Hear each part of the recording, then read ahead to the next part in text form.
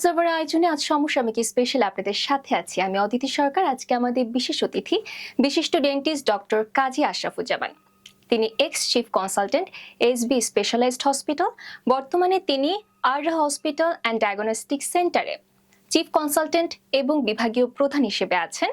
বর্তমানে তিনি ইবনে সেনা ডি ল্যাব উত্তরার কনসালটেন্ট হিসেবে দায়িত্বপ্রাপ্ত আছেন। হ্যাঁ, কেমন আছেন? জি আলহামদুলিল্লাহ ভালো আছি। আপনি কেমন আছেন? জি আমি ভালো আছি। অসংখ্য ধন্যবাদ, আপনি এত ব্যস্ততার মধ্যেও আমাদেরকে সময় দিয়েছেন। আপনার কাছে আমার প্রথম প্রশ্ন, একটা প্রবাদ আছে যে দাঁত থাকতে মানুষ দাঁতের মূল্য বোঝে না। জি আপনার কাছে কি মনে হয় যে আমাদের প্রাত্যহিক জীবনে আমাদের শরীরের যে অংশটাকে আমরা অনেক সময় কম গুরুত্ব দিয়ে থাকি সেটি হচ্ছে দাঁত। দাঁত আমাদের সামগ্রিক সুস্থতা বজায় রাখতে কতটা গুরুত্বপূর্ণ ভূমিকা রাখে? দেখেন, আমি একটা কথা সবসময় বলি, আমি আমার পেশেন্টদেরও বলি, সেটা হচ্ছে একটা বাড়ির জন্য একটা ভিত্তি যতটা গুরুত্বপূর্ণ, বাড়ি যেমন ভিত্তি ছাড়া দাঁড়িয়ে থাকতে পারে না, সেম একই রকম ভাবে আপনার দাঁত ছাড়া আপনি আপনার টোটাল বডির স্ট্রাকচার দাঁড়িয়ে থাকতে পারবে না। কারণ কি? কারণ হচ্ছে আপনি আপনার এই দাঁত দিয়েই আপনি আপনার খাওয়া দাওয়া বলেন, আদার্স যত কিছু বলেন, সব কিছু ফিডিং কিন্তু আপনার এই মুখ দিয়েই হচ্ছে। আর যেটার অন্যতম উপাদান হলো হচ্ছে আমাদের দাঁত। তো সেটা যদি স্ট্রাকচার যদি ভালো না থাকে, সেটা যদি ডিজিজ আক্রান্ত থাকে, সেক্ষেত্রে তো আপনি ভালোভাবে খাওয়া দাওয়া করতে পারবেন না এবং ভালোভাবে ফিডিংও করতে পারবেন না। সেক্ষেত্রে আলটিমেট দেখা গেছে যে আপনি এই দাঁতের সমস্যার কারণেই আপনি আপনার বাকি অন্যান্য বডির প্রবলেমগুলো আপনার শুরু হবে। আর আরেকটা বিষয় আমি সবসময় বলি যে দেখেন, আমাদের অন্যতম সুপারস্টার বলেন সালমান খান, শাহরুখ খানদের কথা যদি বলেন, আপনি একটাবার একটু চিন্তা করে দেখেন যে ওনাদের যদি দাঁত না থাকে আসলে আলটিমেট তাদের ফেসের স্ট্রাকচারটা কী হবে? আলটিমেট তারা কি সুপারস্টার থাকতে পারবে? ঠিক সেইভাবেই আপনার দাঁতের গুরুত্বটা হচ্ছে ঠিক সেরকমই। তার মানে আপনার দ্যাট মিনস আপনার দাঁত নাই, আপনি বাহ্যিক রূপ যদি হিসাব করেন আপনি সুপারস্টার থাকতে পারবেন না। তো আপনি আপনার আদার্স বাহ্যিক যতই মেকআপ করেন বা আদার্স যাই করেন, সে যে আপনার দাঁতের পরিচর্যা যদি আপনি ভালোভাবে না করেন, আপনি আপনার দাঁত ভালো রাখতে পারবেন না, আপনার বডি স্ট্রাকচারটা ভালো রাখতে পারবেন না। চমৎকার ভাবে বুঝে বলেছেন ভাইয়া। আচ্ছা, আপনার কাছে কি মনে হয় ভাইয়া যে আপনার এই দীর্ঘ চিকিৎসা জীবনে আপনি কোন ধরনের জটিল রোগগুলো বেশি দেখেছেন দাঁতে? আর সচরাচর আসলে আপনার কাছে কি ধরনের রোগীরা আসেন দাঁতের সমস্যা নিয়ে? আমাদের অন্যতম একটা প্রধান সমস্যা হচ্ছে, আপনি একটু আগেই বলেছেন, সেটা হচ্ছে যে দাঁত থাকতে আমরা দাঁতের মর্ম বুঝি না। আসলে আমাদের কাছে যে সকল পেশেন্টরাই আসেন সবাই লাস্ট স্টেজেই আসেন আসলে। সেক্ষেত্রে দেখা যায় যে অনেক ব্রোকেন ডাউন আমাদের ক্রাউন থাকে, দাঁত ভাঙা থাকে, প্রিক্যান্সারাস অনেক লেশন নিয়ে আসেন, মাড়ি দিয়ে রক্ত পড়ে। এটা হচ্ছে আমাদের কমন একটা সমস্যা যে আমরা আসলে চিন্তা করি যে আমার দাঁত ভালো আছে, কিন্তু সমস্যা না হওয়া পর্যন্ত আসলে আমরা বুঝি না। আমরা আমাদের প্রাত্যহিক লাইফে যেটা দেখছি, অনেকের মাড়ি দিয়ে রক্ত পড়ার সমস্যা থাকে, আবার অনেকের প্রিক্যান্সারাস এই লেশনগুলো ইদানিংকালে আমরা অনেক বেশি পাচ্ছি।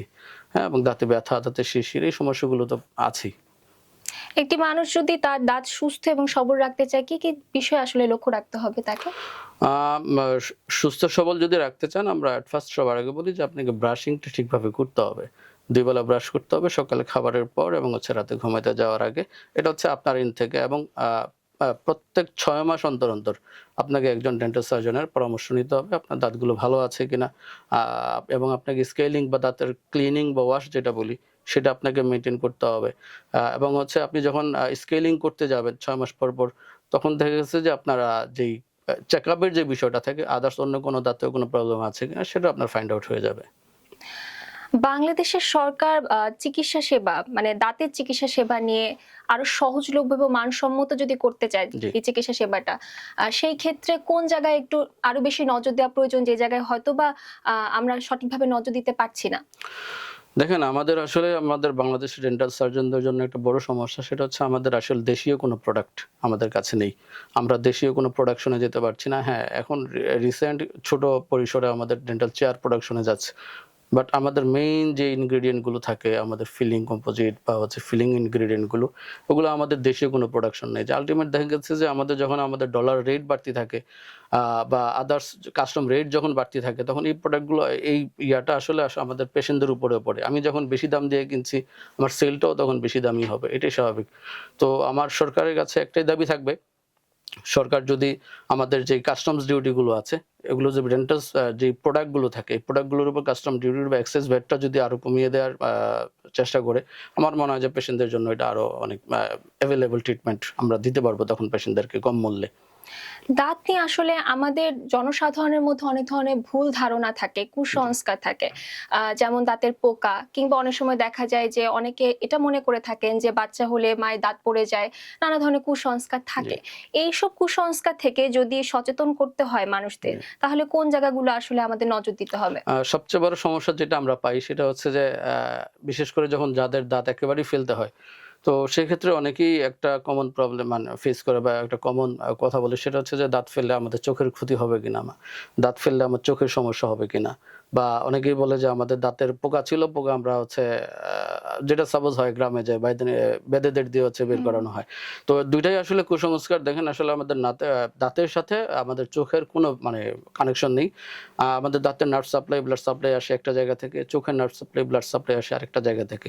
তো সুতরাং দাঁতের সাথে চোখের কোনো কানেকশন নেই। তবে হ্যাঁ, অনেক সময় আমাদের দাঁত ফেলতে গিয়ে যদি ইনকেস কোনো কারণে, যেহেতু আমাদের দাঁতের উপরে আমাদের চোখের অরবিটটা থাকে, তো সেই ক্ষেত্রে কোনো কারণে যদি আমাদের ওভার এলিমেন্টের মানে এক্সট্রিম ইনস্ট্রুমেন্টেশন হয়ে যায় বা খোঁচাখুচি বিষয়, এক্ষেত্রে যেটা হয় যে আমরা অনেক ক্ষেত্রে ডেন্টাল সার্জন ছাড়া ভ্যালিড ডিগ্রিধারী যারা, তাদের ছাড়া যখন আমরা কোয়াকদের কাছে গিয়ে যখন এই দাঁতগুলো ফেলতে যাই, তখনই দেখা যাচ্ছে যে আপনার এই প্রবলেমগুলো বেশি হয়। ওরা আন্দাজে হোক বা যেভাবে কোনো রকমের কাজ শিখে যখনই ওরা এই প্র্যাকটিসগুলো করতে যাচ্ছে, তখনই আপনার এই দাঁতের ক্ষেত্রে অনেক সময় আমার সাইনাস ট্র্যাক ওপেনিং হয়ে যাচ্ছে, আমার অরবিট ফেটে যাচ্ছে, ম্যাক্সিলের সাইনাস আমার নষ্ট হয়ে যাচ্ছে। তো সেই ক্ষেত্রে এই প্রবলেমগুলো অ্যারাইজ করতে পারে।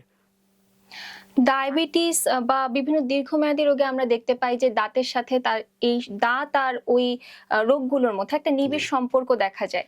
তো এই ধরনের রোগে আক্রান্ত ব্যক্তিরা আসলে কিভাবে দাঁতের বিশেষ যত্ন নিতে পারেন বা সতর্ক থাকতে পারেন কিভাবে? দেখেন আমরা সবসময় বলি যে সকল রোগের মা হচ্ছে ডায়াবেটিস। আমরা এটা সবসময় এই ক্ষেত্রে এটা বলে থাকি। কারণ আপনার ডায়াবেটিস যখন হচ্ছে আনকন্ট্রোল হয়ে যাবে, আপনি ডায়াবেটিসকে যখন কন্ট্রোলে রাখতে পারবেন না, তখন শুধু নট অনলি আপনার দাঁতের প্রবলেম, সকল বডির অনেক ডিজিজই আপনার আছে যেগুলো ডায়াবেটিসের সাথে আপনার ইনক্লুডেড। সেক্ষেত্রে সব ডিজিজই আস্তে, আস্তে বাড়বে। আমরা বলি যে ডায়াবেটিস হলে আমার অনেকদিন যাবত দাঁত নড়ে যাচ্ছে। আল্টিমেট তার আনকন্ট্রোল ডায়াবেটিস থাকছে। আপনি যখন ডায়াবেটিসকে কন্ট্রোল করতে না পারবেন, তখন আপনার দাঁতের যত ধরনের প্রবলেম থাকবে সেগুলো আনকন্ট্রোল হয়ে যাবে। তো সেক্ষেত্রে আপনাকে অবশ্যই একজন ভালো ডক্টর দেখিয়ে আপনাকে ডায়াবেটিসটা কন্ট্রোলে রাখতে হবে। আমরা সবসময় বলি যে আপনাকে মিনিমাম প্রত্যেকটা মানুষের ক্ষেত্রে যার ডায়াবেটিস আছে এবং নাই, সেক্ষেত্রে আপনাকে মিনিমাম হাফ অ্যান আওয়ার আপনাকে টাইম দিতে হবে। সেটা হচ্ছে হয় আপনাকে এক্সারসাইজ করতে হবে হাফ অ্যান আওয়ার, অথবা আপনাকে হাফ অ্যান আওয়ার সাইক্লিং করতে হবে, অথবা হচ্ছে হাফ অ্যান আওয়ার আপনাকে সুইমিং করতে হবে। এই ৩ টার যেকোনো একটাই আপনি রেগুলার আপনার দৈনন্দিন জীবনে আপনি প্র্যাকটিসে রাখবেন। তাহলে ডায়াবেটিস যদি থেকেও থাকে সেটা আপনার মোটামুটি অনেকটাই কন্ট্রোলে চলে আসবে। এবং যদি দেখেন যে না আপনার ডায়াবেটিস অনেকটাই আনকন্ট্রোলে চলে গেছে, সেক্ষেত্রে আপনি আপনার ডক্টর দেখিয়ে যদি আপনার ওরালি যদি কোনো মেডিসিন লাগে সেটা নিবেন, অথবা যদি আপনার ইনসুলিন লাগে সেক্ষেত্রে আপনি সেটা নিয়ে আপনাকে ডায়াবেটিসটা কন্ট্রোল রাখার চেষ্টা করবেন। আচ্ছা, হ্যাঁ, আমরা অনুষ্ঠানে একেবারে শেষ পর্যায়ে চলে এসেছি। তো দর্শকদের উদ্দেশ্যে যদি আপনি কিছু বলেন, সচেতনতামূলক কোনো পরামর্শ যদি দিয়ে থাকেন যে দাঁতের সুস্থতা তারা কিভাবে রাখতে পারবেন সে বিষয়ে। দাঁতের সুস্থতার ক্ষেত্রে সেক্ষেত্রে আপনাকে দৈনন্দিন আপনাকে ২ বেলা ব্রাশ করতে হবে। সকালে খাবারের পর এবং রাতে ঘুমানোর আগে।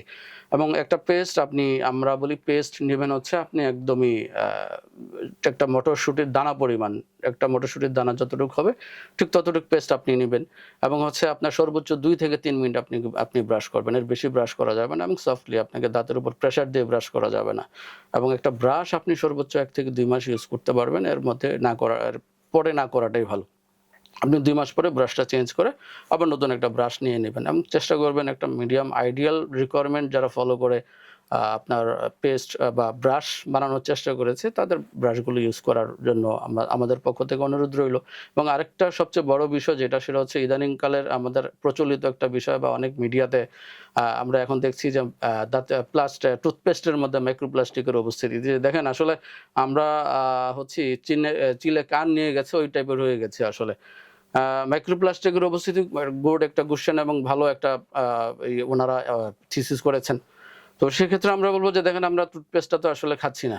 আমরা আমাদের টুথপেস্টটা জাস্ট ইউজ করে সেটা আমরা ফেলে দিচ্ছি এবং টুথপেস্টের মধ্যে যে পরিমাণ মাইক্রোপ্লাস্টিকের উপস্থিতি পাওয়া গেছে সেটা আমাদের বডির জন্য হার্মফুল না। তবে হ্যাঁ, আমরা আসলে দেখেন যেই জিনিসটা আমাদের বডির জন্য দরকার, আমরা রেগুলার খাওয়া দাওয়া করছি, আমরা রেগুলার হচ্ছে যেই জিনিসগুলো ভোগ্যপণ্য যে জিনিসগুলো আছে ওগুলোর মধ্যে অহরহ আমাদের মাইক্রোপ্লাস্টিকের উপস্থিতি আছে।